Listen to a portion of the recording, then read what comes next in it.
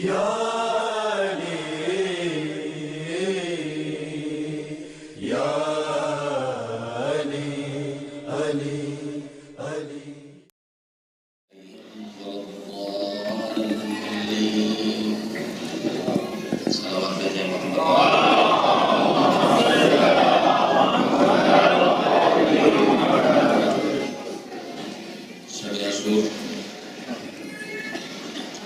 چکی ہے وہ شب جس کی صبح ہونے کے بعد کربلا کے میدان میں پیغمبر کی اولاد کو علی و فاطمہ کے بچوں کو وہ کا فیصلہ سزا دیا گیا۔ عزاداران امام مظلوم فرش عزا پہ بیٹھے ہیں، ہم سب کے دل درد سے بھرے ہوئے ہیں۔ تھوڑی دیر آپ سب کی خدمت میں کچھ باتیں کرنا چاہتا ہوں۔ وہ پیغامات جو ہمیں یہ شب دے رہی ہے، یہ رات دے رہی ہے، ان پیغامات میں سے ایک سب سے عظیم اور سب سے بڑا پیغام آج کی رات عبادت کا پیغام ہے۔ مجلس شب عاشور کی ہے، اس میں گریہ بھی کریں گے ہم، اپنے بھی مجبور ہوں گے ہم، فیصلے بھی لیں گے ہم۔ عصر کا ہنگام تھا، سورج ڈھل چکا تھا اور ڈوبنے کی طرف بڑھ رہا تھا۔ سیدہ کا لال بھوکے پیاسے اور تھکے ہوئے حسین تھک کے خیمے کے دروازے پر تلوار کا سہارا لے کے بیٹھ گئے۔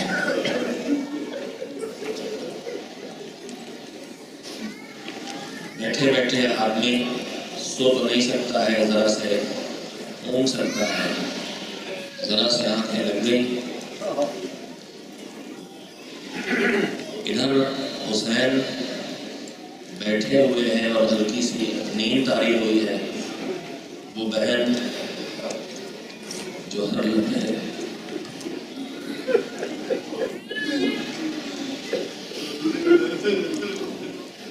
نظر رکھتی تھی، مجھے بھی پیغامات بھی دینا دیتے رہیں گے، گریے کے ذریعے دل بھی نرم کرتے رہیں گے اور اس پیغام کو بھی قبول کریں گے انشاءاللہ۔ وہ بہن جو مستقل اپنے بھائی پہ نگاہ رکھے ہوئے تھی، اس نے شاید دیکھ لیا تھا کہ میرا بھیا خیمے کے دروازے پر زمین پہ بیٹھا ہے کہ ایک مرتبہ زینب کے کانوں میں گھوڑوں کے دوڑنے کی آواز آئی، اسلحوں کے ٹکرانے کی آواز آئی۔ نگاہ تو پہلے سے بھیا پہ لگی تھی، لیکن جب گھوڑوں کے دوڑنے کی آواز آئی تو زینب جلدی سے اپنے بھیا کے پاس آئی۔ پاس پہنچی تو حسین کی آنکھ بھی کھل چکی تھی اور زبان پر فقرہ تھا، انا للہ و انا الیہ راجعون۔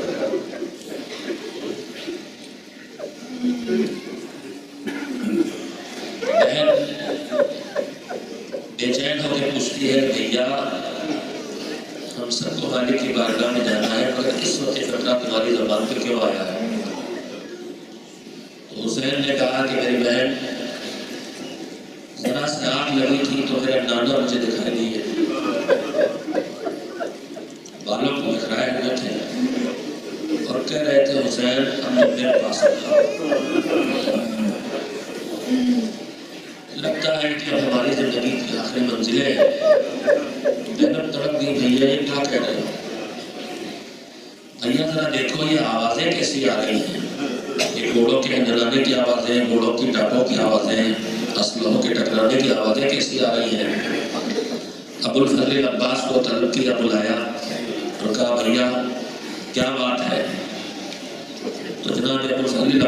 نے خبر دی کہ مولا لشکر یزید آگے بڑھ رہا ہے، اور ان کا کہنا یہ ہے کہ یا تو ابھی یزید کی بیعت کریں حسین، ورنہ ہم ان کا سر قلم کریں۔ حسین کون حسین؟ اس گھر کا حسین جس گھر کے دروازے پر سب دستے سوال پھیلاتے ہیں، لیکن اس گھر کا کوئی فرد مالک کے علاوہ کبھی کسی کے سامنے ہاتھ پھیلائے نہیں دکھائی دیتا۔ حسین نے کہا بھیا عباس، ان سے جا کے یہ کہو کہ ایک رات کی ہمیں مہلت دے دیں۔ جس گھر میں کبھی کسی نے اللہ کے علاوہ، اپنے مالک کے علاوہ کسی سے کچھ نہ مانگا ہو، وہ حسین آج ان ظالموں سے مہلت مانگ رہا ہے، مگر مہلت اپنی جان بچانے کے لیے نہیں مانگ رہا ہے کہ ہمیں اللہ کی عبادت بہت عزیز ہے، ان سے کہو بس ایک رات کی مہلت دے دے تاکہ ہم ایک رات اور اپنے پروردگار کی عبادت کر لیں۔ عزیزو، میں نے اس مصیبت کا تذکرہ آپ کے سامنے کیوں کیا ہے؟ یہ کہنے کے لیے کیا ہے کہ روزانہ ہماری گفتگو کا موضوع تھا قرآن اور اہل بیت سے ہم کو وابستہ ہونا ہے۔ اہل بیت میں پنجتن پاک کی آخری فرد حسین ہے، اور زندگی کے آخری حصے میں بار بار یہ لفظ کہہ رہا ہوں، بہت سخت ہے حسین کے لیے مہلت مانگنا، لیکن اپنی جان بچانے کے لیے مہلت نہیں مانگ رہے ہیں، عبادت پروردگار کے لیے مہلت مانگ رہے ہیں۔ حسین سے جتنی وابستگی بڑھے اتنی ہی مالک کی عبادت کا جذبہ بھی بڑھے گا، اس لیے کہ حسین نے ظالموں سے اگر مانگا ہے تو وقت مانگا ہے تاکہ اس میں عبادت کر سکے۔ عزیزوں، بس تھوڑی دیر میں اپنے بھائیوں اور اپنی بہنوں سے گزارش کرنا چاہتا ہوں۔ یزید تخت خلافت پر بیٹھنے کے بعد تقریباً 3 سال اس نے حکومت کی ہے، اور اس کے بعد جہنم واصل ہوا ہے۔ اگر آپ یزید کے اس 3 سالہ حکومت کے انداز کو دیکھیں تو سن 60 ہجری کے رجب کے مہینے میں وقت حکومت پہ آیا،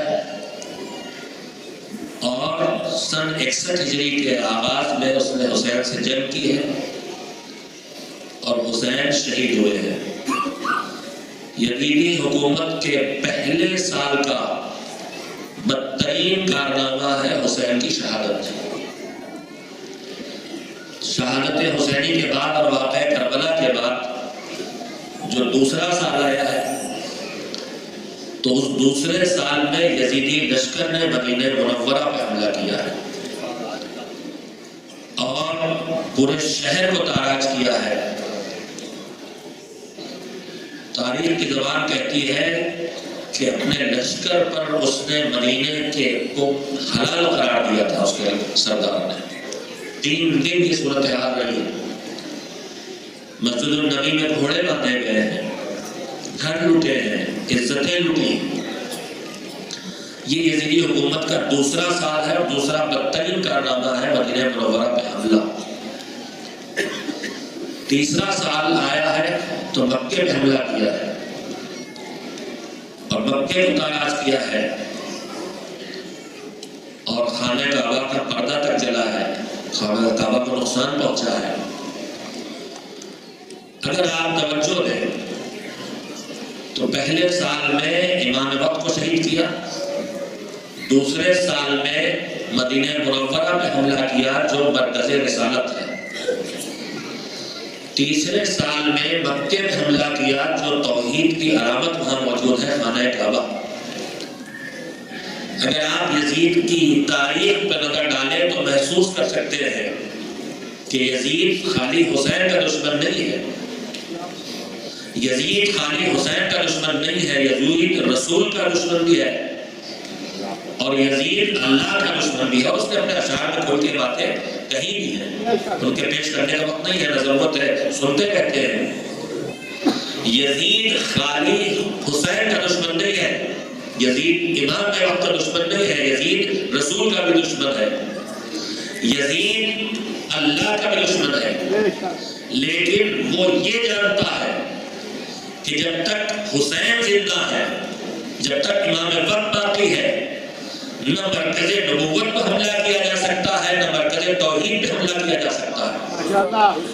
اصل دشمنی تو اس کی توحید سے اور رسالت سے ہے، مگر اسے پتا ہے کہ وہاں پر خطرہ نہیں پیدا کیا جا سکتا جب تک کہ امامت موجود ہے۔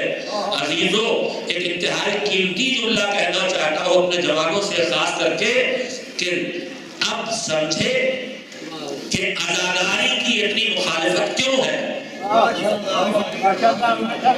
عزاداری کو باہر سے بھی روکنے کی کوشش کی جاتی ہے اور عزاداری کی روح کو اندر سے بھی نکال کھینچ لینے کی کوشش کی جاتی ہے۔ دو طرح کے حملے عزاداری میں ہے۔ میں جملوں کی تفصیل آپ کی خدمت میں نہیں رکھوں گا، لیکن اتنا ضرور کہنا چاہوں گا، ایک رکاوٹ عزاداری کی ہوتی ہے تلواروں کے ذریعے، پتھروں کے ذریعے، بندوقوں کے ذریعے، گولوں کے ذریعے، بموں کے ذریعے، جس میں دشمن عزادار کو روکتا ہے، اور جب عزادار نہیں رکتا ہے تو عزاداری بھی نہیں رک پاتی ہے۔ لیکن عزاداری پر سازشیں رچ کے ایک حملہ اور کیا جا رہا ہے کہ عزاداری کے اندر سے روح عزاداری کھینچ لی جائے۔ شیطان ہمیشہ سے کوشش رہا ہے، پہلی کوشش کرتا ہے نماز پڑھو ہی نہیں، اور اگر کوئی پڑھ لے تو نماز کے خلوص کو چھیننا چاہتا ہے، نماز کی روح کو نکال لینا چاہتا ہے کہ خالی نماز اٹھنا بیٹھنا رہ جائے، کھڑا ہونا رہ جائے، اس کے آگے کچھ نہ رہ جائے۔ شیطان پہلی کوشش کرتا ہے عزاداری روکی جائے، جلوسوں پہ پابندی لگے، مجلسیں بند ہوں، عزاداری ختم ہو جائے، لیکن ہمیشہ ناکام ہوا ہے۔ جذبے کے ساتھ شہادتیں دے کے عزاداروں نے عزاداری کو ہمیشہ بچایا ہے، اور جب عزاداری روکنے کی کوشش کی گئی، عزاداری اور بڑی ہے، جلوس گھٹے نہیں ہے، جلوس بڑھے ہیں، مجلسیں کم نہیں ہوئی ہے، مجلسیں زیادہ ہوئی ہے۔ جب وہ ظاہری طور پر مٹانے سے ہار جاتا ہے تو اندر سے جا کے مقصد حسین کو مٹانے کی اسکیمیں چلاتا ہے، روح عزاداری کو کھینچ لینے کی کوشش کرتا ہے۔ وہ چاہتا ہے کہ جیسے نماز کی روح اس سے خلوص کو الگ کر کے کھینچ لی جاتی ہے، اسی کھینچ لیتا ہے وہ، اسی طرح سے عزاداری کے اندر عزاداروں کو آپس کے جھگڑوں میں الجھا کے، اپنے اپنے علاقوں کی رسموں پہ بحث کر کے، اپنی اپنی مرضی کے مطابق عزاداری کے کام انجام دے کے اتنا الجھا دو کہ ان کے دماغوں سے وہ مقصد نکل جائے جس کے لیے حسین نے شہادت دی تھی۔ ہوشیار رہنے کی ضرورت ہے ہمیں، نہ عزاداری کے ظاہری رخ کو کوئی خطرہ پیدا ہو، اور نہ عزاداری کے پیغام کو کوئی خطرہ پیدا ہو، نہ عزاداری کے اعمال میں کوئی کمی آنے پائے، اور نہ عزاداری کی روح میں کوئی کمی آنے پائے۔ دشمن جانتا ہے اسے دشمن کو نفرت ہے، دشمنی ہے خدا سے، دشمنی ہے رسول سے، دشمنی ہے امام سے، لیکن آج عزاداری کے فانوس میں دینداری کی شمع روشن ہے۔ اسی فرش عزا پر عزادار آگے تہذیب سیکھتا ہے، اسی فرش عزا پر عزادار آگے اخلاق سیکھتا ہے، اسی فرش عزا پر عزادار آگے ایثار سیکھتا ہے، اسی فرش عزا پر عزادار آگے اپنے لیے اندر قربانی کا جذبہ پیدا کرتا ہے۔ یہی فرش عزا اسے سجدے سکھاتا ہے، یہی فرش عزا اسے تکبیر کہلانا سکھاتا ہے۔ تو دشمن چاہتا ہے کہ ظاہری طور پر اگر نہ مٹا سکے تو کم سے کم ان کی روح، اس کی روح کو اس سے الگ کر لیا جائے۔ اور میں اپنے جوابوں کی خدمت میں پھر یہی بے جملہ کہنا چاہوں گا، بعد میں غور کرتے رہیے گا۔ میرے عزیزوں، جب حسین کا بیٹا لٹے ہوئے قافلے کو کربلا سے لے کے کوفے سے چلا، کوفے سے گزرا، شام کے بازار سے گزرا، جب دربار شام تک پہنچ رہا تھا تو شام کے بازار میں حسین کے بیٹے سے ایک سوال کیا گیا تھا۔ سوال یہ کیا گیا تھا کہ کربلا میں جنگ ہوئی ہے تمہارے باپ اور یزید کے درمیان، کون جیتا کون ہارا؟ سوال بظاہر کرنے کی ضرورت ہی نہیں تھی، جو ظاہری طور پر ہار جیت کا فیصلہ ہوتا ہے اس اعتبار سے یزید کا لشکر ہر طرح سے جیتا تھا اور حسین کا لشکر ہر طرح سے ہارا تھا. کوئی مردوں میں بچا نہیں, ساری بیویاں کھڑی بنا لی گئی, سروں سے چادریں تک چھن گئی, خیمے تک جل گئے, بچے یتیم ہو گئے. تو ظاہری طور پر جو جیت اور ہار کا فیصلہ ہوتا ہے ان ظاہری اعتبار سے یزید فاتح دکھائی دے رہا تھا. مگر یہ سوال کسی حسینی نے نہیں کیا تھا, یہ شامی نے کیا تھا, یزیدی نے کیا تھا. اس کا یہ سوال کرنا بتا رہا ہے کہ کربلا میں گلے کٹے تھے, کربلا میں قیدی بنے تھے لوگ, سروں سے چادریں چھنی تھی, مگر وہ محسوس کر رہا تھا کہ ہار جیت کا فیصلہ اس سے نہیں ہوگا. اس نے پوچھا کون جیتا اور کون ہارا؟ یزید جیتا کہ حسین جیتے, یزید ہارا کہ حسین ہارے. تو سید سجاد نے کیا جواب دیا؟ ساری باتیں آپ کو معلوم ہے, میں صرف یاد کرانے کے لیے حاضر ہوا ہوں. سید سجاد نے کہا تھا کہ اگر یزید کی اور حسین کی فتح و شکست کا تجھے فیصلہ لینا ہے تو کربلا کے میدان میں جا کے فیصلہ نہ کر, یہ فیصلہ کرنا ہے تو دیکھ اگر اب بھی اذان میں اللہ اکبر, اللہ سب سے بڑا ہے, اللہ سب سے بڑا ہے, آواز اذان آ رہی ہے مسجدوں سے, تکبیروں کی آواز آ رہی ہے, تو سمجھ لے کہ حسین جیتے ہیں. اور اگر ان تکبیروں کی آواز رک گئی ہے تو سمجھ لے کہ یزید جیتا ہے. امام یہ جواب کیوں دے رہے تھے؟ اس لیے کہ جنگ کا موضوع سب کو معلوم تھا. یزید لڑ رہا تھا خود کو منوانے کے لیے, یزید لڑ رہا تھا خود کو منوانے کے لیے. مجھے مانو, حسین خود کو منوانے کے لیے نہیں لڑ رہے تھے, حسین خدا کو منوانے کے لیے لڑ رہے تھے.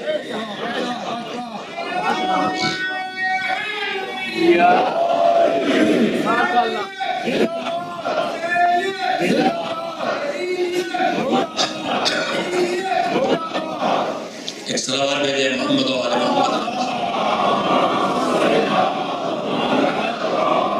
اللہ اکبر کی آواز اگر اٹھ رہی ہے تو حسین جیتے, اور حسین نے کربلا کے میدان میں روزانہ اذان کہنے والے کے بجائے, حجاج بن مسروق کے بجائے, اپنے اس بیٹے سے صبح عاشور اذان کیوں کہلوائی جس کے بولنے کا لہجہ بھی پیغمبر جیسا تھا, جس کی آواز بھی پیغمبر جیسی تھی, جس کا چہرہ بھی پیغمبر جیسا تھا, جس کے چلنے پھرنے کا انداز بھی پیغمبر جیسا تھا.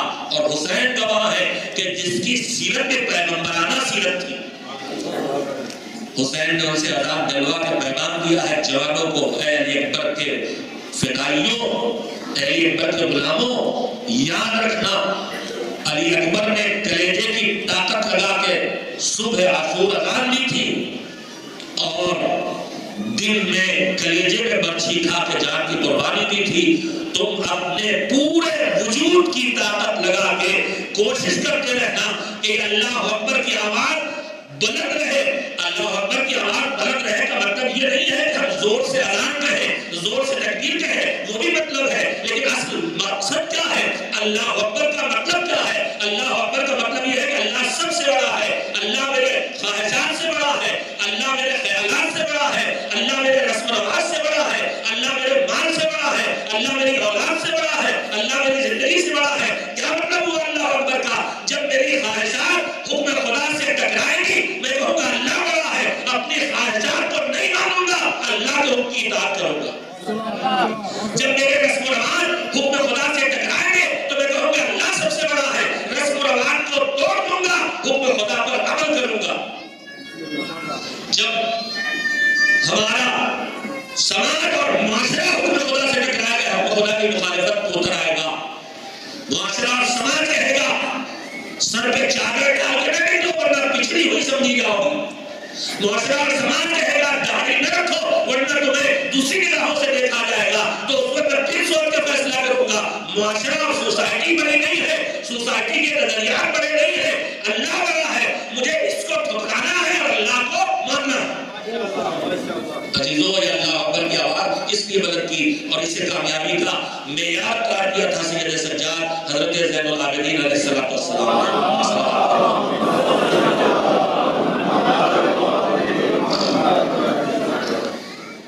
شب عاشور ہے, عبادت کی رات، اطاعت کی رات، مالک کی بارگاہ میں سجدے کرنے کی رات، مالک کی بارگاہ میں حاضر ہو کے مناجات اور دعا کرنے کی رات، اور اس کے ساتھ ساتھ ان کو یاد کرنے کی رات کہ جو کربلا والے نہ ہوتے تو یہ سجدے نہ ملتے، یہ تکبیریں نہ ملتی، یہ نعرے نہ ملتے، سب ہم سے چھن چکا ہوتا، ہم پتہ نہیں کہاں ہوتے کہ نہ ہوتے۔ یہ رات عبادت کی رات ہے۔ یہ رات چاہے گریہ وزاری کے ذریعے بسر کی جائے، چاہے نوحہ ماتم میں بسر کی جائے، چاہے سجدوں اور مناجات میں بسر کی جائے، یہ سب عبادت کی مختلف قسمیں ہیں۔ یہ رات اس کی رات ہے۔ عزیزو، بس ایک بات اور آپ کی خدمت پیش کروں اور اس کے بعد مسائل انشاءاللہ۔ شب عاشور ہے، دل بھرے ہوئے ہیں، بے چینی سی محسوس ہو رہی ہے، جتنا ہو سکے اتنا بولیں۔ میرے عزیزو، آپ سے نفسیاتی بات پوچھنا چاہتا ہوں۔ اگر جس سے ہمیں بے حد محبت ہوتی، جن لوگوں جن رشتوں سے ہمیں بے حد محبت ہوتی ہے، ان میں ماں ہے، سرفہرست۔ ماں کو اولاد سے سب سے زیادہ محبت ہوتی ہے، اور اکثر ماں باپ میں اولاد کو ماں سے زیادہ محبت ہوتی ہے۔ اس لیے ماں جس طرح سے پالتی ہے، باپ اس طرح نہیں۔ وہ خدمتیں کر ہی نہیں سکتا جو ماں خدمتیں کرتی ہے۔ 9 مہینے وہ پیٹ پہ رکھتی ہے، 2 سال تک گود میں رکھ کے اپنے جگر کا خون پلاتی ہے، خود سوتی نہیں ہے، بچے کو سلاتی ہے، خود آرام نہیں کرتی، بچے کے آرام کا خیال رکھتی ہے۔ رشتوں میں سب سے زیادہ محبت کا رشتہ ماں کا رشتہ ہے۔ ماں، باپ، اولاد، بھائی، بہن، اس محبت کے رشتے ہیں۔ اگر اللہ حفاظت کرے ہم سب کی، اور حفاظت کرے ان مومنین و مومنات کی جو ان علاقوں میں حسین کا غم منانے کے لیے بغیر کسی خوف و خطر کے گھروں سے نکل رہے ہیں، جہاں یہ تک نہیں معلوم کہ گھر سے قدم نکالنے کے بعد زندہ واپس آئیں گے کہ نہیں۔ اللہ ہم سب کی حفاظت کرے ظالموں سے، اور ظالموں کو نیست و نابود کرے، انہیں آپس میں ٹکرا دے۔ اگر ہمارا باپ گھر سے نکلا، ظالم کی گولی کا شکار ہو گیا، پولیس نے اس ظالم کو بھی پکڑ لیا اور اس سنیہ کو بھی پکڑ لیا، یہ بتائیے کہ باپ کے قاتل سے تو ہمیں یقیناً نفرت ہوگی، لیکن اس بندوق سے، اس گن سے، اس پسٹل سے، اس ریوالور سے بھی ہمیں نفرت ہوگی کہ نہیں جس سے ہمارے باپ کو مارا گیا ہے۔ اگر ہم سے کہا جائے کہ اسے لے جاؤ اپنے گھر میں حفاظت سے رکھو، تو ہم کہیں گے یہ ہمارے بس کی بات نہیں ہے، ہمیں اس سے شدید نفرت ہے، شدید تکلیف ہوتی ہے، اس گھر کو دیکھ کے اسی سے تو میرے باپ کی جان لی گئی۔ تو مجرم سے نفرت کے ساتھ ساتھ اس اسلحے سے بھی نفرت ہوتی ہے ہمیں، کہ جس اسلحے سے ہمارا محبوب، ہمارا باپ، ہماری ماں، ہمارا بیٹا، ہماری بیٹی، ہمارا بھائی، ہماری بہن کوئی مارا گیا، ہمیں اس اسلحے سے بھی نفرت ہوتی ہے، اور ہرگز برداشت نہیں کر سکتے کہ وہ ہمارے گھر میں ہو اور ہماری نگاہیں اس پر پڑے۔ ہم جو چیزیں یادگار طور پہ محفوظ رکھتے ہیں، وہ چیزیں ہوتی ہیں جو ہمارے محبوب سے جڑی ہوئی ہیں، ان کا لباس، ان کی شیروانی، ان کے کپڑے، ان کا قلم، ان کی تحریر، وہ ہم اپنے گھر میں سجاتے ہیں۔ جس بندوق سے مارے گئے، جس گن سے مارے گئے، وہ ہم اپنے گھر میں رکھنا بھی گوارا نہیں کریں گے، سجانا تو دور کی بات ہے۔ اگر آپ نے اس نفسیاتی حقیقت کو محسوس کر لیا ہے تو چند منٹ میں بس ایک بات مجھے آپ سے کہنا ہے، اس کے بعد مسائل انشاءاللہ جتنی دیر ہو سکے۔ میرے عزیزو، آپ سے میرا سوال یہ ہے کہ پروردگار عالم نے محمد و آل محمد علیہ السلام سے محبت کا جو مطالبہ کرایا پیغمبر کی زبان سے، میرے نام لیے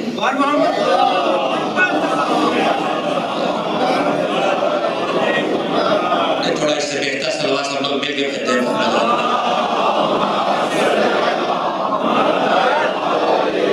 بڑی قابل توجہ بات کہنا چاہتا ہوں آپ سے، اللہ کرے کہ بات آپ تک پہنچا سکوں اور دل سے نکلے اور دل میں اترے اور جگہ بنا لے زندگی میں۔ محبت کا مطالبہ کیا تھا تو کوئی زبردستی والا مطالبہ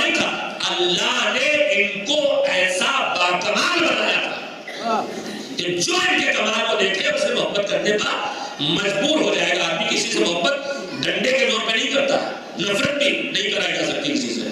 بندوق اور لاٹھی کے زور پر نہ محبت کرائی جا سکتی ہے نہ نفرت کرائی جا سکتی ہے. محبت ہوتی ہے تو خوبیوں سے ہوتی ہے اور نفرت ہوتی ہے تو خرابیوں کی بنیاد پر ہوتی ہے. تو یہ جذبہ ایسا ہے جو کسی میں زبردستی پیدا ہی نہیں کرایا جا سکتا. اب اگر اہل بیت سے محبت کا مودت کا مطالبہ مالک کر رہا ہے اور مودت کی بنیاد ہوتی ہے ہوتا ہے کمال, بنیاد ہوتی ہے اچھائیاں, تو پھر یہ بھی ماننا پڑے گا جو سچائی ہے کہ پوری کائنات میں اگر ان سے زیادہ کوئی اور کمالات والا ہوتا تو اللہ ان سے محبت کا مطالبہ نہ کرتا. اس سے زیادہ جو محبت کمالات والے ہیں ان سے محبت کا مطالبہ کیا جاتا. ان سے محبت کا مطالبہ یہ بتا رہا ہے کہ یہ صاحبان کمال تھے سب کے سب. جتنے اسباب محبت ہو سکتے ہیں, اخلاق, کردار, معنویت, روحانیت, اچھی صفتیں, جتنے اسباب ہو سکتے ہیں سب ان میں جمع, اتنے باکمال. تو پھر بجائے یہ بتائیے اور ان کے مقابلے میں جو تھے وہ کون تھے؟ یزید جیسے, ولید جیسے, حجاج جیسے, عبد الملک ابن مروان جیسے ملوک ان کے مقابلے میں تھے. امیر شام کہلاتا ہے غاصب, اس جیسے زہریلے لوگ ان کے مقابلے میں تھے.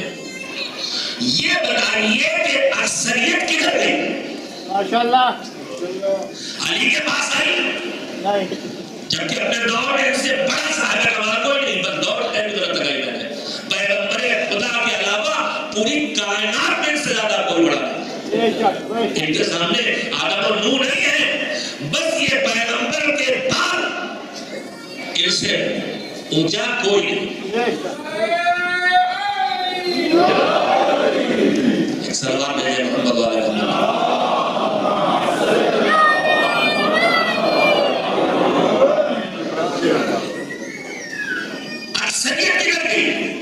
اکثریت صاحبان کمال کی طرف آئی, اکثریت نے صاحبان کمال کو چھوڑا.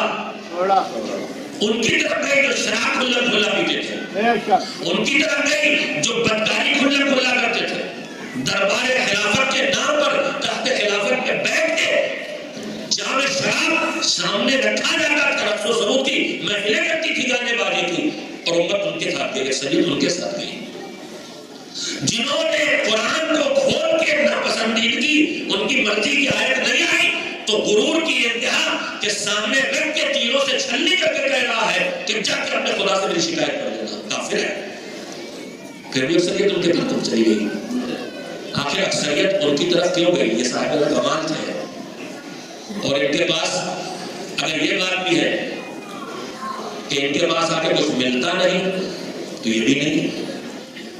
ان کی داد و دہش اتنی تھی کہ جو حکومتیں ان کے مقابلے میں تھیں وہ حکومتیں ان کا مقابلہ داد و دہش میں کرنے میں, بخشنے میں, بانٹنے میں, گفٹ کرنے میں ہار جاتی تھی. ان کے سامنے حکومت کا بیت المال تو پڑ جاتا تھا. ان کے یہاں داد و دہش کی کوئی کمی نہیں تھی. یہ صاحبان دولت تھے مگر سب امت میں لٹاتے تھے, اس لیے ہم وفاق دیتے تھے. اور پھر ان کے پاس داد و دہش کی کمی کیوں ہو جب یہ خالی مثال کے طور پہ کہیں کہ اگر میں کہوں تو سونے کی دیوار, مٹی کی دیوار سونے کی ہو جائے اور مٹی کی دیوار سونے کی ہو جائے, ہاتھ دھلایا جا رہا ہو اور پوچھے امام کہ کیا گر رہا ہے, تو کہے پانی کا نہیں, دیکھو یہ تو ہیرے گر رہے ہیں, تو وہ پانی ہیروں سے بدل جائے, جواہرات سے بدل جائے, موتیوں سے بدل جائے. ان کے پاس اپنی ذاتی محنت کے مال انہوں نے تقسیم کیا, اس کی بھی کمی نہیں, اور کمی پڑے تو باجات بھی یہ کر سکتے ہیں. صاحبان امر ہیں یہ. تو پھر اگر بات مال کی تھی تو مال کو یہاں بھی ملنا تھا. پھر اکثریت ان کو چھوڑ کے کیوں گئی؟ اس طرح سے چھوٹا سا تجزیہ ہے, تاریخ کی کتابوں میں یہ تجزیہ لکھا ہوا ہے کہ آخر عالم اسلام کی اکثریت ان بدکاروں کی طرف کیوں چلی گئی جو خلافت کے نام پر حکومت کے طرف پر بیٹھ کے جوا کھیلتے تھے, شراب پیتے تھے, قتل عام کرتے تھے, اور ان نیک انسانوں تک کیوں نہیں آئی اکثریت جنہوں اللہ نے باکمال اور بے عیب بنا کے پیدا کیا تھا, کیوں نہیں آئی؟ تاریخوں میں اس کا تجزیہ ہے. اس پر ڈسکس کیا گیا تاریخی کتابوں میں، کہا اس کے مختلف اسباب تھے، وہ اسباب میں سے سلی ایک بڑا حصہ جن کا اس لیے دشمن ہوا کہ ان کے بزرگوں کے ہاتھوں سے ان کے بزرگ مارے گئے تھے۔ کربلا میں بھی محسن نے ابھی حسین سے کہا گیا تھا تمہارے باپ سے دشمنی اس لیے ہم تم سے لڑنے آئے۔ لیکن آپ ایمانداری سے بتائیے ساری جنگیں جتنی لڑی ہیں مولا علی نے، جنگ بدر سے لے کے جنگ صفین تک، اس میں اکثر جنگوں میں ایسا ہوا ہے کہ پورے لشکر رسول نے جتنے لوگوں کو قتل کیا ہے ایک اکیلے علی نے قتل کیا ہے، یعنی پوری حیات میں مولا کے ہاتھوں سے قتل ہونے والوں کی تعداد سینکڑوں میں نہیں ہزاروں میں رہے گی۔ لیکن میں پھر بھی پوچھنا چاہتا ہوں کہ اتنی بڑی امت میں کیا سب کے بزرگ علی کے ہاتھوں مارے گئے ہیں؟ نہیں، ایک حصہ ہے جن کے بڑے علی کے ہاتھوں مارے گئے، جان باز سے ہوئے، دشمن دین تھے، دین مٹانے آئے تھے، اس لیے علی کے ہاتھوں سے قتل کیا گیا، ورنہ علی کو سروں کے کاٹنے کا کوئی شوق نہیں تھا۔ علی کو سر کاٹنے کا شوق نہیں تھا، یہ تو ان کے اوپر ڈیوٹی تھی، ان کا فریضہ تھا، ان کا اصل شوق تھا مالک کے سامنے سر کو جھکانا۔ ان کا اپنا شوق سروں کا کاٹنا نہیں تھا، سروں کا جھکانا تھا۔ تو ایک حصہ امت کا دشمن ہوا اس لیے کہ ان کے بزرگوں کو علی نے مارا تھا، مگر تھوڑا سا حصہ، چلیے ایک بات ہی ہو گئی، ایک حصہ دشمن ہوا اس لیے حکومت پر قبضے کے لیے، انہیں پتا ہے کہ ہمدان علی اور ان کی اولاد ہے، رسول ان کو اپنا خلیفہ بنا کے گئے ہیں، مگر حکومت پر قبضہ چاہیے، اس لیے سے دشمنی کیے بغیر حکومت پر قبضہ نہیں مل سکتا، اس لیے وہ ان کے ساتھ نہیں آئے۔ تو حکومت پر قبضہ بھی بہت تھوڑے لوگوں نے کیا ہے، سینکڑوں میں حکومت حاکموں کی گنتی سینکڑوں ہی میں ہے، تو چند سو لوگ، چند ہزار لوگ ان سے دشمن اس لیے ہوئے کہ انہیں حکومت پر قبضہ کرنا تھا، اور حکومت پر قبضہ ان سے دشمنی کے بغیر نہیں کیا جا سکتا۔ یہ دوسرا سبب ہے۔ ایک تیسرا سبب یہ بھی لکھا گیا ہے کتابوں میں کہ یہ صاحبان کمال تھے۔ اس جملے کو توجہ سنیے گا، دیکھیں وہ صاحبان کمال تھے، اس لیے ان سے لوگوں کو حسد تھا، جیلسی تھی، حسد تھا، جس کی وجہ سے وہ دشمن ہو گئے۔ میں ایک جملہ آپ سے کہنا چاہتا ہوں، فیصلہ آپ خود کیجئے گا، حسد کس کو کس سے ہوتا ہے؟ حسد کرنے کے لیے بھی آدمی کو کچھ ہونا چاہیے۔ ایک یونیورسٹی کے پروفیسر کے علم سے حسد کرے، ایک سڑک پہ جھاڑو دینے والا جاہل، وہ کبھی اس یونیورسٹی کے پروفیسر سے حسد نہیں کرے گا، وہ اپنی فیلڈ میں اس کو بہتر پائے گا۔ یعنی حسد کے لیے بھی آدمی میں کچھ لیاقت ہونا چاہیے، کچھ لیاقت ہوگی تو بڑی لیاقت والے سے چلے گا۔ امت میں حسد کی وجہ سے کتنے لوگ ہیں، ان میں لیاقت کہاں ہے، ان سے حسد کریں، علی سے حسد کریں۔ میدانوں کو چھوڑ کے بھاگ جانے والے علی سے کیا حسد کریں گے؟ اپنی جہالت کا برملا اقرار کرنے والے صاحب منبر سلمی سے کیا حسد کریں گے؟ حسد کرنے کے لیے بھی کچھ ہونا چاہیے۔ چلیے تھوڑی تعداد حاسدین کی مانے لیتے ہیں۔ تو کچھ دشمن ہوئے حکومت پر قبضے کے لیے، کچھ دشمن ہوئے کینہ اور دشمنی تھی ہمارے بڑوں پر ہمیں مارا، کچھ دشمن ہوئے حسد کے سبب، مگر یہ چھوٹی چھوٹی سی گنتیاں ہیں، اتنی بڑی اکثریت اہل بیت کے خلاف ہو چلی گئی۔ میں نے بڑا وقت لیا آپ کا، میں نے بات کرنے میں بھی محنت کی ہے اور آپ کو سننے میں محنت پڑی ہے، اس تھکن کو تھوڑا سا کم کرنے کے لیے ایک صلوات بھیجیں محمد عالم۔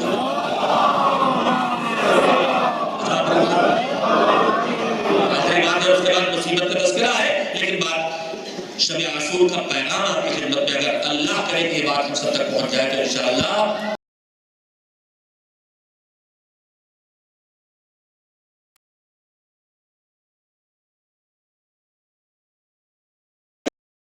حسن کو، حسین کو، ائمہ تحریم کو ایک بڑا سبب ڈھونڈیے۔ ایک بڑا سبب یہ ہے کہ یہ خود جو حکام وقت تھے، وہ خلیفۃ اللہ کہتے تھے، خلیفۃ المسلمین کہتے تھے، یہ خود امیر شام اور اس سے آگے تک اس کے پیچھے کی تاریخ اتنی واضح نہیں ہے، لیکن اس کے بعد وہ کھلا کھلا یہ شراب پی رہے ہیں، کھلا کھلا جوا کھیل رہے ہیں،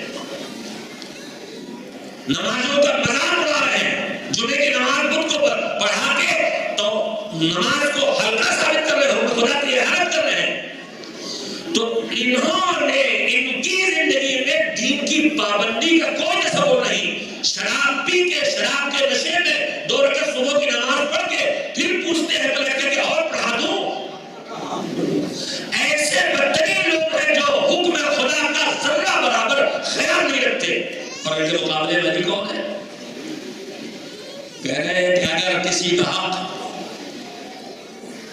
اس کا اتنا سے جیسے چونٹی کے منہ میں چھلکا جتنا بڑا آتا ہے، اتنا حق بھی کسی کے پاس ہوگا تو میں واپس کروں گا، طلاق ہو گیا کیوں چھوڑ کے چلے گئے؟ بات ہونے سے پہلے چلے گئے تھے، خالی چراغ بجا لے گئے، چراغ پھر بجا دیا خالی نے کہا آپ ذاتی گفتگو ہوگی تو بیت المال میں چراغ نہیں چلے گا۔ اور چاہیے جب روز پڑھتے اور سنتے ہیں تو پھر اپنے سینٹرز میں بھی خیال رکھیے، وضو کر رہے ہیں تو پانی جتنا کھل سکتا ہے اتنا بندل بندل بہ رہا ہے، یہ بھی بیت المال کا پانی ہے، بلا وجہ لائٹیں جل رہی ہیں، یہ بھی بیت المال کا ہے۔ یہاں سے لے کے ہر مذہبی مرکز تک کم سے کم یہ سمجھیے کہ بیت المال ہے، اس کا کم سے کم اس کا استعمال ہونا چاہیے۔ 10 گلاس پانی لیا پھینک دیا، پانی لیا پھینک دیا، بھائی ایک گلاس کو محفوظ رکھ کے اسے بھی پیجیے۔ آپ کہیں کہ تم دیہات گاؤں کے آئے ہوئے آدمی تو کیا جاتا ہو ان سب باتوں کو، لیکن مال خدا ہے، بیت المال ہے، مال امام ہے، امام کے نام پہ دیا گیا ہے، اس میں فضول خرچی ہرگز نہیں ہو سکتی، اس میں کفایت شرعی ہونا چاہیے، کم سے کم ہم کو خرچ کرنا چاہیے۔ تو ادھر وہ تھے جو شراب، جوا، بدکاری، غصب، قتل جو چاہو کرو، ہم خود ہی کر رہے ہیں، خلیفہ ہیں لیکن سارے گناہوں میں آگے ہیں تم سے، تو تم ہمارے ساتھ آؤ، جو بھی چاہے کرو۔ پتہ نہیں آپ تک بات پہنچتا ہی نہیں، نفسیاتی تجزیہ کر رہا ہوں۔ دشمنان محمد و آل محمد نے لوگوں کو اہل بیت کا دشمن بنایا، کچھ حسد کی وجہ سے بنے، کچھ حکومت کی لعنت میں بنے، کچھ اس وجہ سے کہ ان کے بڑے ان کے ہاتھوں مارے گئے تھے، لیکن اکثریت ان کو چھوڑ کے کیوں گئی؟ کہ علی کے پاس جاؤ گے یہ نمازیں پڑھوائیں گے، علی کے پاس جاؤ گے یہ روزے رکھوائیں گے، علی کے پاس جاؤ گے یہ حج کروائیں گے، علی کے پاس جاؤ گے شراب پیو گے کوڑے ماریں گے، چوری کرو گے ہاتھ کٹیں گے، ہماری طرف آؤ گے تو ہم خود نہیں پڑھتے تو تم سے پڑھنے کے لیے کیوں کہیں گے؟ ہم خود شراب پیتے تو تم کو کیوں منع کریں گے؟ ہم خود جوا کھیلتے تو تمہیں کیوں روکیں گے؟ تو ہم سب کے آپ ایک لفظ سارے کہنا چاہتا ہوں، وہ اسلحہ جس کو اہل بیت کے خلاف دشمنان اہل بیت نے استعمال کیا، اس اسلحے کا نام ہے بے دینی۔ ان کا عمل کہہ رہا تھا ہمارے پاس آؤ گے ہم بے دین ہونے کی کھلی چھوڑ دیں گے، ادھر جاؤ گے تو وہ تمہیں پابند دین بنائیں گے۔ بس مجھے جملہ کہنے کا دین ہو کہ یہ بے دینی کا اسلحہ تھا جس کے ذریعے ہمارے پورائمہ کو شہید کیا گیا ہے، جن سے محبت ہو ان کو جس اسلحے سے شہید کیا جائے اسے ہم اپنے گھر میں نہیں آنے دیتے۔ آج سے طے کر لو، فرش اللہ کی برکتوں کا سہارا لے کے اپنے گھر سے بے دینی کو نکال لو گے، دینداری کو لے آؤ گے۔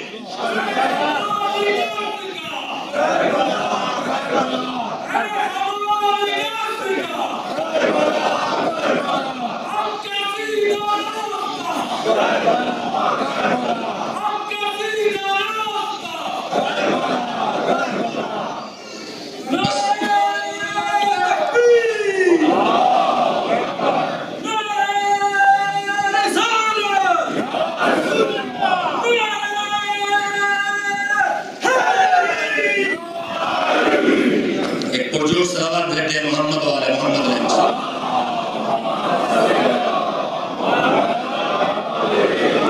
ان 10 دنوں کے گزرے ہوئے وقت کی برکت آپ کے گھروں میں اس طرح سے آئے کہ وہ دین گھروں میں زندہ دکھائی دینے لگے، جس دین پر حسین اور حسین کے ساتھ کربلا والے تھے، اور وہ بے دینی ہمارے گھروں سے نکل جائے جس پر یزید اور یزید کے ساتھی تھے۔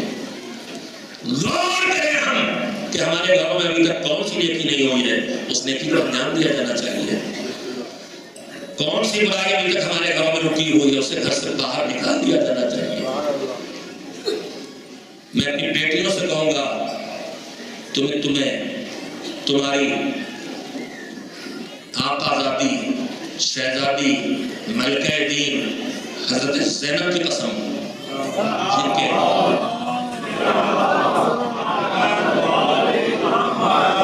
جن کے طفیل میں آج دین ہم تک پہنچا ہے، ورنہ بڑا سخت تھا زینب کبریٰ کے لیے بیردہ ہونا۔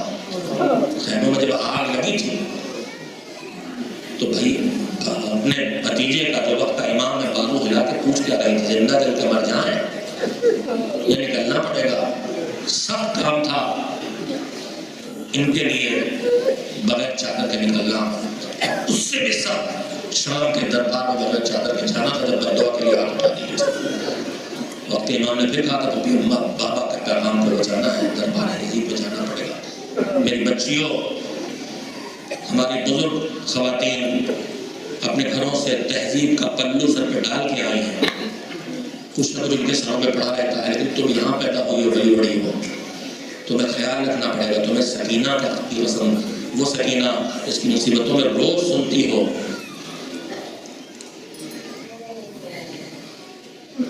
ایک ہاتھ گلے پر ایک ہاتھ چہرے پر، یزید کے دربار میں کھڑی بچی تھی۔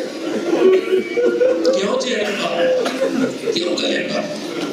یہ تو جواب دیا تھا کہ رسل بنی ہے گلے بکریوں کے بازوؤں میں، ہمارے گلے میں نبی سے سکینہ بکریوں کے بازوؤں تک کہاں پہنچ سکتی ہے؟ یا پھوپیاں اتنا جھکے جیسے رکوع کے لیے جھکا جاتا ہے، وہ سیدھی ہوتی ہے تو گلے پر رسی کھچتی ہے۔ گلے میں تکلیف اس لیے کہا چہرے پہ کیوں؟ کہا تیرے ظالموں نے سر سے چادر چھین لی۔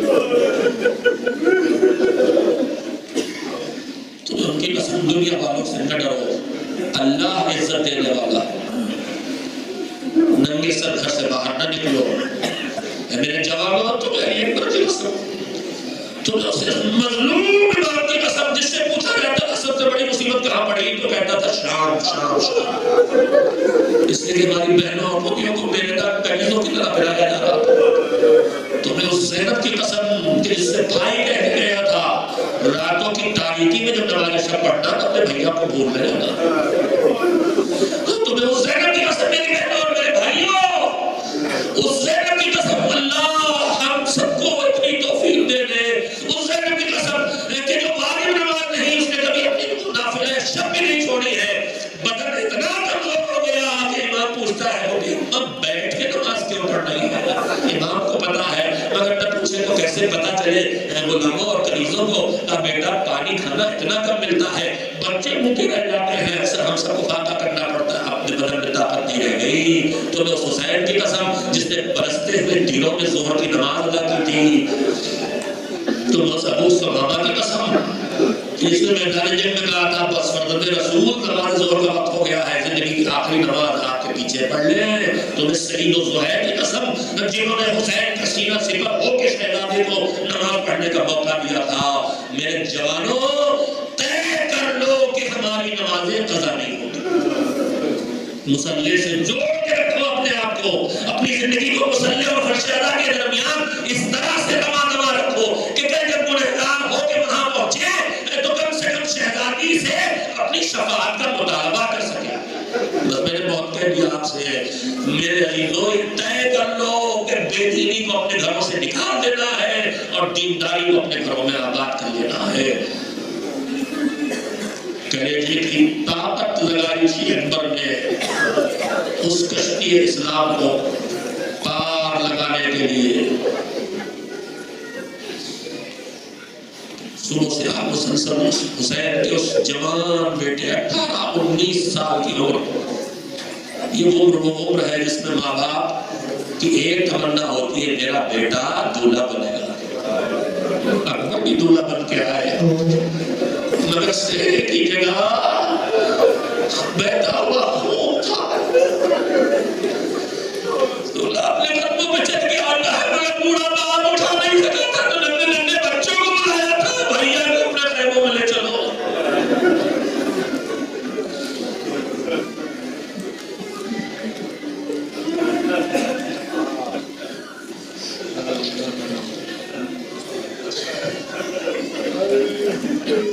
علی اکبر جو حسین کے دل کی انتہائی بڑی ڈھارس تھے، کربلا کی طرف قافلہ رواں تھا، حسین تھکن کے مارے گھوڑے پہ تشریف فرما تھے، اسی پہ بلندگی طاری ہو گئی، پر پہلو پہ بیٹا ساتھ چل رہا ہے پورے پاک کی حفاظت کے لیے۔ مرتبہ حسین نے ہاتھ کھول کے کہا انا للہ و انا الیہ راجعون، کہا بابا کیا بات ہے، یہ جملہ کیوں کہا؟ کہا آنکھ لگی تھی تو کوئی آواز کانوں میں آئی کہ یہ قافلہ موت کی طرف بڑھ رہا ہے۔ اکبر نے فوراً کہا کہ بابا السنا الحق، بابا کیا ہم حق پہ نہیں ہے؟ اس سوال جواب کی کوئی ضرورت نہیں ہے، اپنی نسل کو جوانوں کو بتانے کے لیے پوچھ رہے ہیں، کیا بابا آپ حق پہ نہیں ہے؟ کہا بے شک بیٹا ہم بالکل حق پہ ہیں۔ پھر اکبر نے وہی دادا والا جواب دیا، پھر بابا موت ہمارے اوپر آ پڑے یا ہم موت پہ جا پڑے، اس سے کیا فرق پڑتا ہے؟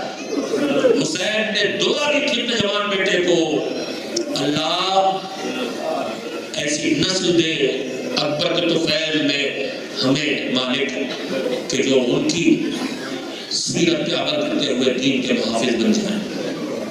کربلا کے میدان میں جناب علی اکبر کی شہادت کے سلسلے میں دو طرح کی روایتیں ہیں۔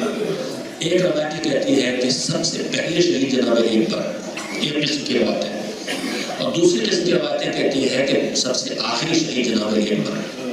دونوں روایتیں موجود ہیں اور دونوں کے امکانات ہیں، دونوں کی اپنی اپنی وجہ ہو سکتی ہے، لیکن جو ہمارے بڑے صغیر میں ہمارے علماء نے جن روایتوں کو قبول کیا ہے ان میں خانوادہ بنی ہاشم کے آخری شہید ہیں اکبر، جو اپنے قدموں پہ پتھر لے گئے، اس نے اس کے بعد ایک بچہ اور شہید ہوا ہے حسین کی گود میں، اور ایک یتیم اور شہید ہوا ہے جو اپنے قدموں پہ تو گھوڑے پہ بیٹھ کے نہیں گیا، دوڑتا ہوا چچا کو بچانے گیا تھا اور چچا کی گود میں تیر سے ذبح کر دیا گیا تھا۔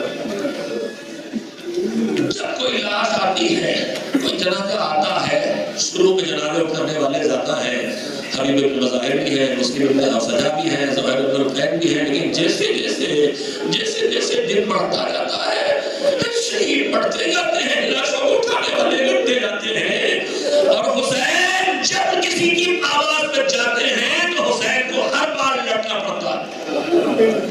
اس کا مطلب یہ ہوا کہ جو کربلا میں جتنی دیر تک زندہ رہے گا اتنے زیادہ زخم کھائے گا، اتنا زیادہ پیاسا رہے گا، اتنا زیادہ بھوکا رہے گا۔ اسی لیے شاید جو حسین سے جتنے زیادہ قریب تھے حسین نے ان کو اتنی دیر میں جانے کی اجازت دی، اس لیے جو جلدی شہید ہو جائے گا وہ زخم کھانے کی مصیبت سے نکل جائے گا، اس کی پیاس جام کوثر سے بجھ جائے گی، اس کی بھوک نعمت الہی سے مٹ جائے گی۔ حسین سے جو جتنا زیادہ قریب تھا اتنی دیر میں اسے حسین نے میدان جنگ میں جانے کی اجازت دی ہے۔ جب کوئی لاش آتی تھی تو اکبر آ کے کہتے تھے بابا میدان میں جانے کی اجازت چاہیے، اور حسین ہر بار ایک جملہ کہہ دیتے تھے، بیٹا تمہیں کیسے جانے دوں، تم تو میرے نانا رسول اللہ سے سب سے زیادہ مشابہ ہو،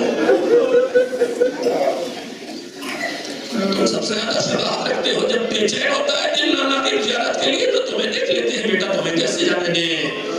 وقت گزرتا رہا، قاسم کی لاش کے ٹکڑے آنے کے بعد اکبر نے ہاتھ جوڑ لیے، عباس بھی شہید ہو چکے، قاسم بھی شہید ہو چکے، اور محمد بھی شہید ہو چکے، اب حسین بچے ہیں اور اکبر بچے ہیں، پھر ہاتھ جوڑے، بابا مقتل میں جانے کی اجازت چاہیے۔ اب حسین روکے تو کیا کہہ کے روکے؟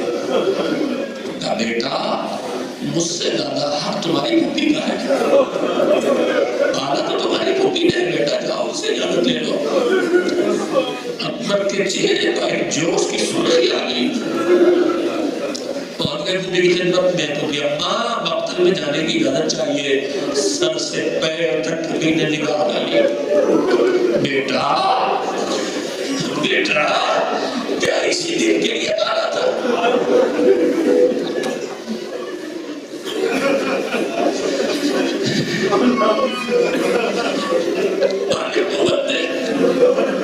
ہم صرف سو کے اطلاع میں چین ہوتے ہیں،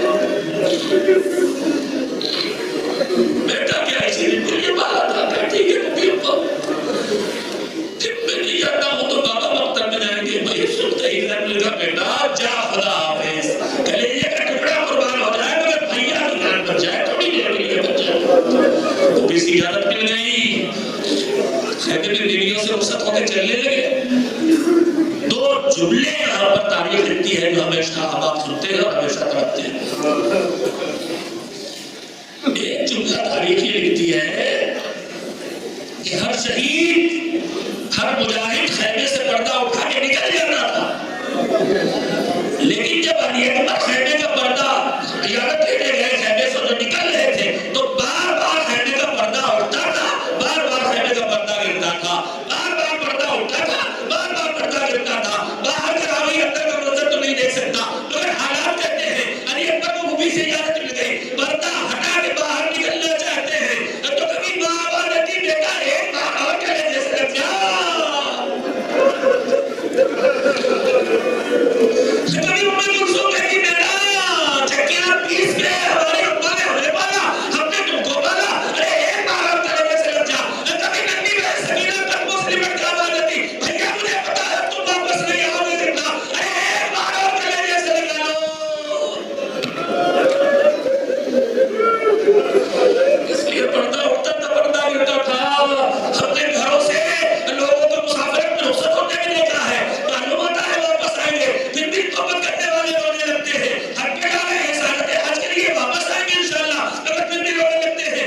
یہاں تو یہ جانے والا جا رہا ہے اور سب کو پتا ہے کہ واپس نہیں آئے گا. اسی لیے میں جملہ تاریخ میں لکھا اکبر خیمے سے ایسے نکلے تھے جیسے بھرے گھر سے جنازہ نکلتا ہے.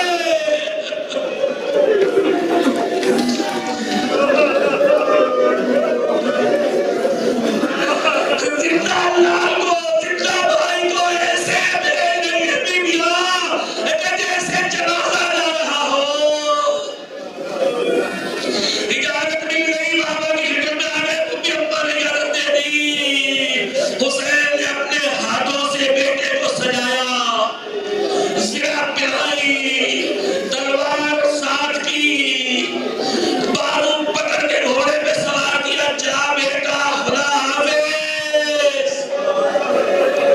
ادھر اکبر نے گھوڑے کو آگے بڑھایا، ادھر حسین نے آسمان کی طرف چہرہ اٹھا کے ہاتھ پھیلا کے آواز دی مالک گواہ رہنا، اب اسے دیکھ رہا ہوں تیری بارگاہ میں جو صورت و سیرت و رفتار و گفتار سب میں تیرے رسول سے سب سے زیادہ مشابہ تھا. روئے اس لیے کہ عاشق عاشور ہے، اس کے بعد اس طرح کا موقع نہ ملے گا. روئے اس تمنا کے ساتھ کہ مالک کی آنسوؤں کو سیدہ کے رومال میں جگہ مل جائے. پروردگار تجھے محمد والے محمد کا واسطہ، ہم جو مصیبت کا ذکر کر رہے ہیں ہم دنیا کر رہے ہیں، مالک اسے قبول فرما لے، اسے ہماری شفاعت کا اور ہماری نجات کا ذریعہ بنا دے. مالک ہم بہت گنہگار ہیں، ہمارے ہر کام میں نہیں ادائی ہے، مگر شاید مالک تجھے یہ کام پسند آ جائے. ہم دل کی گہرائیوں سے بے چین ہو کے ہوتے ہیں، آنسو دکھانے کے نہیں ہو سکتے. مالک قبول کر لے. اکبر کو اجازت ملی ہے، بڑی مشکل سے اجازت ملی ہے، شوق کے شہادت دل میں ہے، بے چین ہے. گھوڑے کو تیزی سے دوڑایا، مگر ایک مرتبہ ابھی آپ نے سنا ہے، مگر جتنی بار سنے دل تو بے چین ہوگا. رسول کہہ گئے لقتل حسین خرارة فی قلوب المؤمنین لن تبرد ابدا. شہادت حسینی کے ذریعے مومن کے دل میں وہ آگ لگی ہے جو کبھی بجھنے والی نہیں ہے. ابھی آپ نے کبھی بھی سنا، ابھی آپ نے پنجابی زبان میں سنا، اور آپ پھر سن رہے ہو، پھر روئے انشاءاللہ رو رہے ہیں. ایک مرتبہ اکبر کے کانوں میں ایسی آواز آئی جیسے کوئی دوڑ کے چلے اور ٹھوکر کھا کے گر پڑے.